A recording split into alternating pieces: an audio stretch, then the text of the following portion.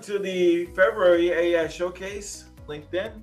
I am your host, Juan Soto. Let's go right into the news. Headline number one.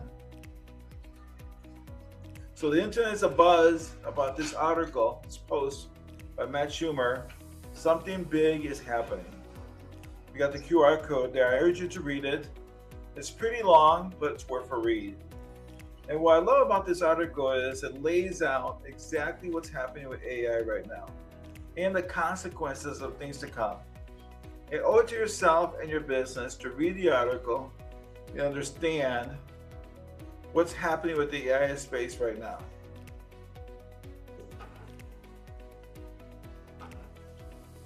Now, I do urge you to read the article, even though I'm going to talk about the key takeaways here. But when you read it, it's going to sound alarming and the world stuff, but it really isn't that much. I think there's a little exaggeration going on.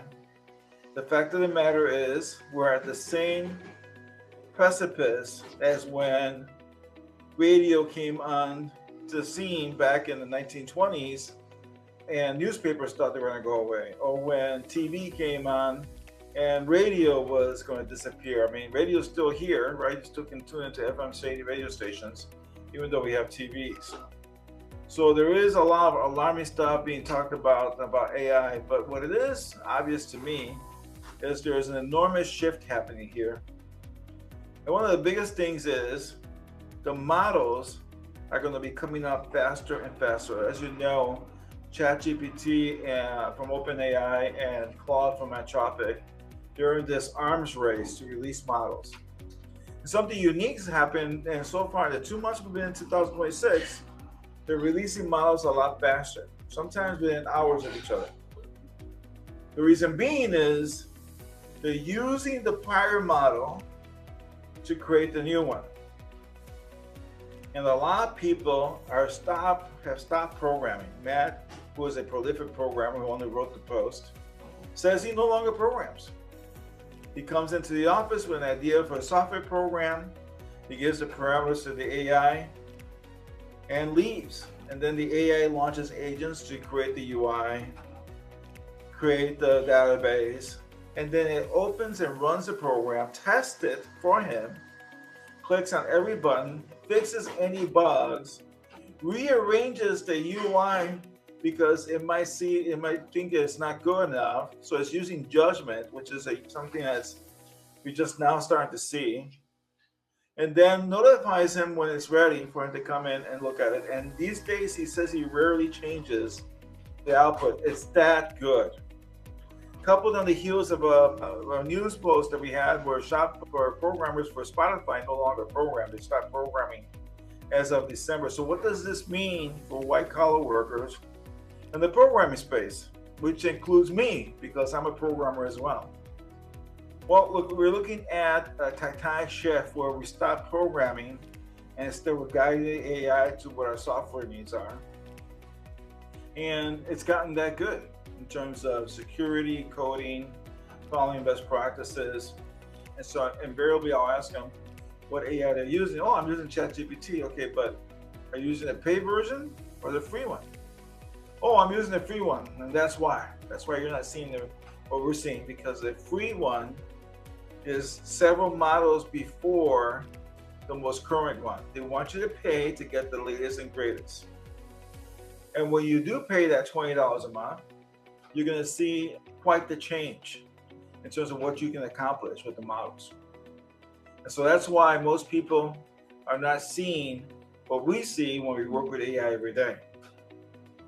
The other aspect of this is people are worried in terms of these white-collar workers, and we're hearing a lot about this massive layoffs are coming. Let's take one situation in particular, customer service. Currently, when you call customer service, you get a person on the line who is very helpful, hopefully helpful, right? And they'll guide you through the process and fix the problem for you. Well, companies are going to start replacing those with AI, and you won't be able to notice the difference between the AI and the real person. So in that particular case, You may already be interfacing with AI agents and not know it. You might be calling T-Mobile, another major company, and you're interfacing with an AI agent and not realizing it. That's how good they are at this point. It's only going to get better when it comes to the productivity of this technology.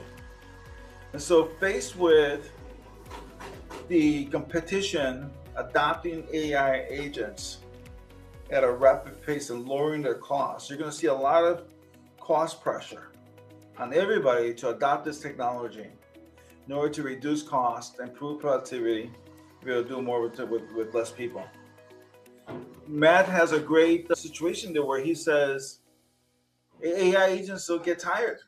They don't take time off. They don't get frustrated when they get to a point in the code where they're stuck. They just keep trying new things, different things until they break through that wall in terms of accomplishing productivity. So it's a different paradigm where you have a physical team of developers. They might get stuck, they get disillusioned, they get frustrated, versus the AI agent will just continue to hit that problem, hit it again and again until it gets through and solves the issue. So when it comes to programmers, will we become an extinct species? I don't think so. I think we're still here to stay for a little bit longer, probably more than what the naysayers are saying. But you got to go back to the example of the telephone operator.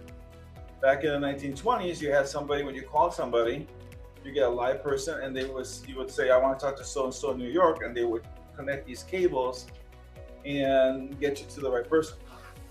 When then Ma Bell back then came up with electronic switches where you didn't need an operator. So I imagine there was a transition period where they reduced the number of operators, but they still kept them on hand until they were confident technology can do what it did. And then now we don't have any telephone operators, right? It's all electronic. So you're going to see the same thing. It used to be when somebody out of high school asked me for college advice, for career advice, I say study programming, because programmers own the world. I don't say that anymore. I say, well, you may want to consider plumbing, electricity, right? Something physical with your hands that right now we don't have any robots that can do. Let's go on to headline number 2, which is related to headline number 1. I like this article because he brings some several points. So I want you to read the first article in headline 1, and then read the second article, headline 2, so that you can get a perspective. But this second article by Corbit is a reaction to the first one. And Kyle talks about several good points. Number 1 is the fact that you need to change your habits. If you're, especially in the coding space, you may want to start saving money, right? Because you might get laid off. And you need to adopt this technology. Let's bring in the next slide. You need to adopt and learn this technology to be able to dominate it and then put this technology to work to earn money for you. So I urge you to take a look at this as well. So we're having this timeline accelerated because the models are improving upon themselves one and again and over and over again. And the programmers of the world may find themselves without a job sooner rather than later. So take a look at those 2 articles I posted here, and then let me know in the comments and LinkedIn. When you go to our group and LinkedIn, AI Showcase, please leave comments there for me. I'd love to hear what your thoughts are. Hey, I want to wrap this up. Our event that's happening in Akron, Ohio on March 12th. It's going to be an on-site workshop. So we are requiring everybody to bring their laptops. We're going to be doing AI, learning this stuff, how to help you in your business. Please consider registering at itimpact.com/Akron or scan the QR code. We have limited availability. Seats are going fast.